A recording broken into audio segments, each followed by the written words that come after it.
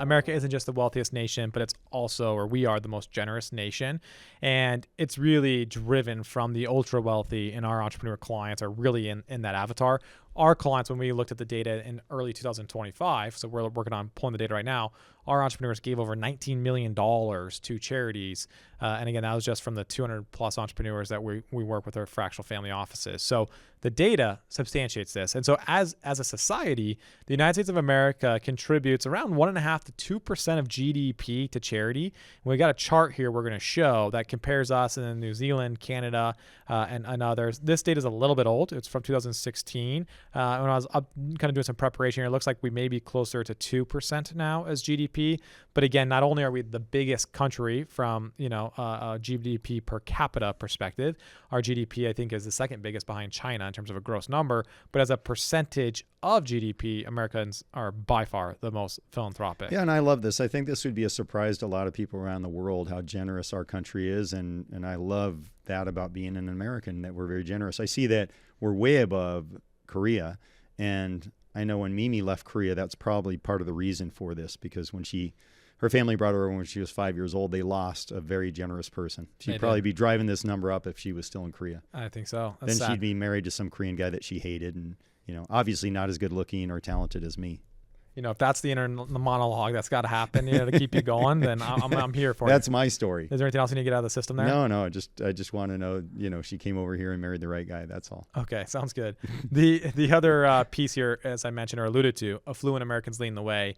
2025 Bank of America study on philanthropy, 81% of affluent households made charitable contributions, and the average household gave $33,219, 10x larger than the average gift. So by far, and we see this, as I mentioned, it's the high income earners are the most generous. Yep, I've seen that, and I remember sitting on a board that I sat on for a number of years, and I was the governance chair. And so we're always talking about getting new people on the board.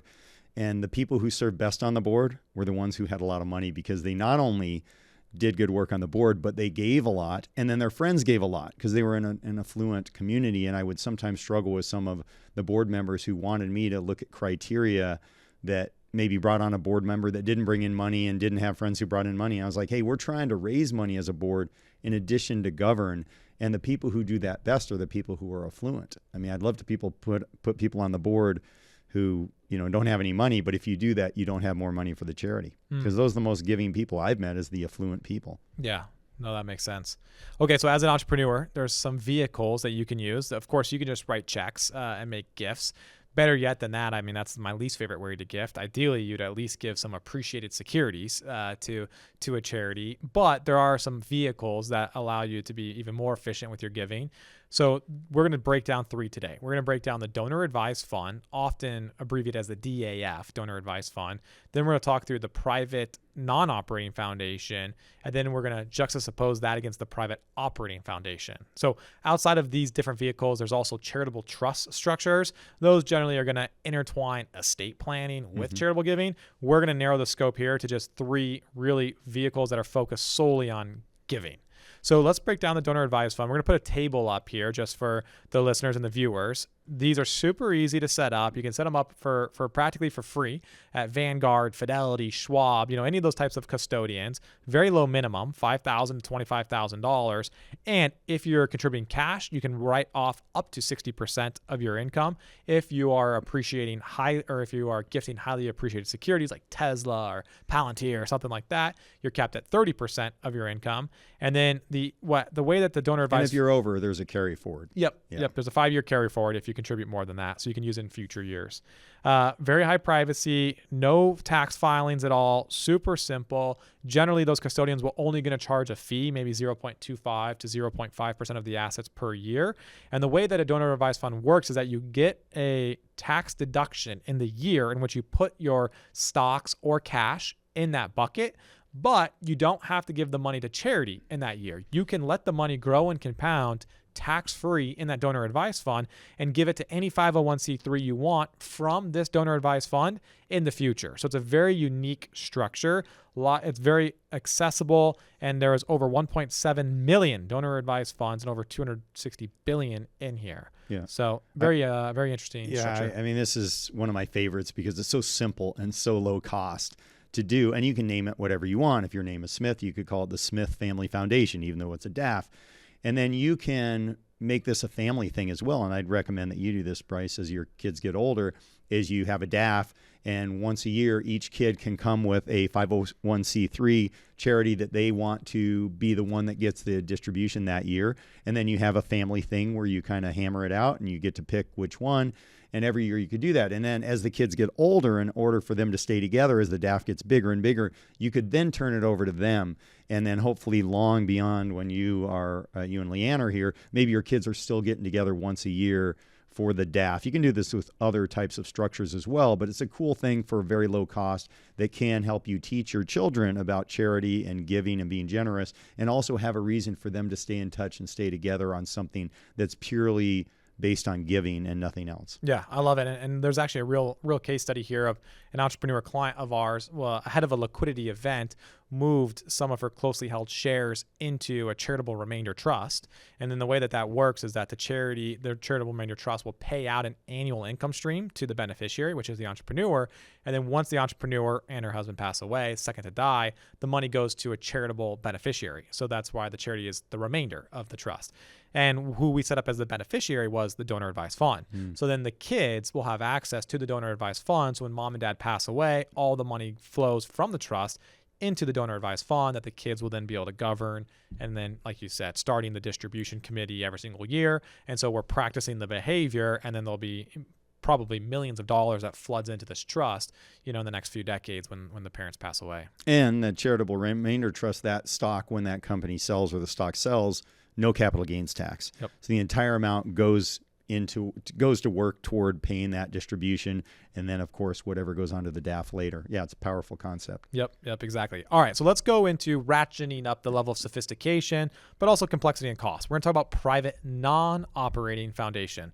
So these will take some time to set up. We'll say we kind of benchmark maybe around 3 months, 3 to 12 months. 3 months is probably realistic. 12 months depending on how good your team is around you. And we'll put the chart up here. It is going to cost generally around $5,000 to $15,000 in legal and accounting fees. Now, one of the big differences here between donor advised funds is that the cap in terms of what percentage of your adjusted gross income you can put in is a lot lower, 30% of cash instead of 60% for donor advised funds, and 20% of appreciated securities. And then one thing that's interesting with these foundations is that you must pay out 5% of your assets every year, because the IRS does not want these just to be tax-free vehicles that accrue, and compound over time. So they want to make sure there's actually public benefit. And so 5% of years or 5% of assets must be distributed. And then the other thing of why a lot of entrepreneurs kind of tend to lean away from this is the administrative burden. You must have a board. You must have, that must be public. And then also you have to have the 990 filed with the IRS. That is also public and searchable. And then if you're invested in any operating businesses or debt finance businesses, you also could have some UBIT, UBTI, and some excise taxes. So this provides a lot more flexibility and creativity, but also just comes with complexity and stuff to do, so to speak. Yeah. Your thoughts on these? I think it's, like you said, a big step up. There's some advantages. You get full control over the investments. You can invest in things that you wouldn't get at Fidelity or Schwab or Vanguard. But it's a higher level. Yep. All right. Well, then the next one, the third vehicle, is the private operating foundation. We see this, the donor advised fund for our entrepreneurs is by far the most popular. This is the second most popular vehicle. And this generally is going to be for entrepreneurs who have made it their mission, generally kind of post-liquidity event, to really just drive a foundation. That is their new life calling. And so we're going to go through a case study of what that looks like. So here, more advantageous from a tax perspective. We can write off up to 50% of our cash. Our securities is 30%. But here, 85% of inbound inflows, whether from passive sources or contributions, must be spent on active charitable programs. So you can't, this isn't, you're not really going to be able to build up a huge reserve here. And then also there's two different tests you need to meet every single year: the income test and there's really a few other additional tests. So outside the scope a little bit, but at the end of the day, you got to make sure that there's 4 different tests that you go through, or that you pass at least one of the 4 every single year, just to make sure that, again, that money is being used to conduct these charitable programs that you're operating. And this is the type of structure you can hire family members to work and pay them W-2 wages and all those kinds of things that are pretty cool. But this is really like running a business when it comes to around charity. And I see this a lot with entrepreneurs who want to provide the actual charitable functions that they would do. So they might have a particular, let's say, category of people, let's say it's kids on the spectrum or whatever, and they're actually providing services to help those kids, and they're running a company to provide that. So it's a much higher bar, but also you can do more things with it. Yeah, exactly. And that's why it's the operating foundation, because like you said, you are actually operating. You are a 501c3. So if someone gives you money to your operating foundation, right, they're going to get that tax deduction. Whereas a private foundation, a non-operating foundation, that's kind of like a donor advised fund. You can plug money in there. You can make gifts to but you're not actually operating. You're not actually executing. But again, you have all the compliance that comes with it. Right. And those private operating foundations, you better make sure you have a lot of time. If you're running your active business, it's probably not the time to do that. As you said, usually post-exit, when you're trying to find your new identity, that we see entrepreneurs doing that. Yep, exactly. So we've got a decision framework here that we're going to throw up. Just a quick and dirty, just shows if you want simplicity, donor advised fund, that's the easy way to go. 80% of our entrepreneurs are going that route. Multi-generational family involvement, full control. There's an argument here between the donor advised fund and the private foundation. I think you and I would make an argument that the donor advised fund is a good enough solution. The private operating foundation, again, if you want the family to get paid and to have some sort of benefits, again, there's a bunch of rules and regulations around that. But also, like you said, there's a specific mission that you want to execute on and not just give money, but actually operate in. That's where that private operating foundation comes into play. And then from a tax perspective, the donor advised fund is, and then the private operating foundation, the most valuable there. Yeah, as far as deductions that you can take. Yep. Yep.